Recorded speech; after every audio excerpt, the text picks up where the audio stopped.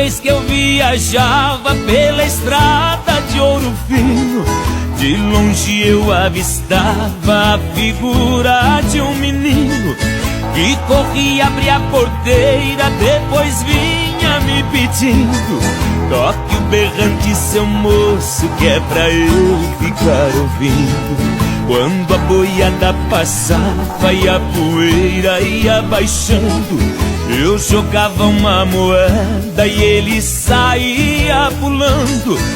Obrigado, boiadeiro, que Deus vá lhe acompanhando. Pra aquele sertão afora, meu berrante ia tocando.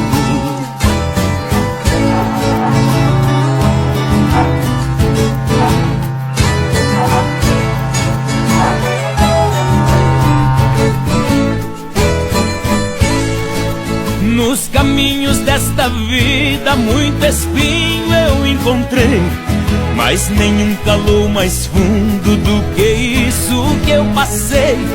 Na minha viagem de volta qualquer coisa eu cismei, vendo a porteira fechada um menino eu avistei. Apiei do meu cavalo num ranchinho beira-chão, vi uma mulher chorando, quis saber qual a razão. Boiadeiro, veio tarde, veja a cruz no estradão. Quem matou o meu filhinho foi um boi sem coração.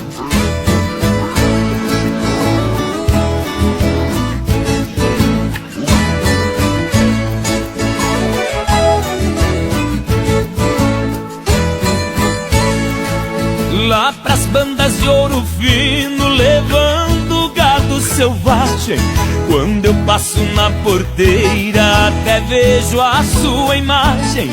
O seu rangido tão triste, mas parece uma mensagem daquele rosto trigueiro desejando-me boa viagem. A cruzinha do estradão no pensamento não sai. Eu já fiz um juramento que não esqueço jamais, nem que o meu gado estoure, que eu precise ir atrás.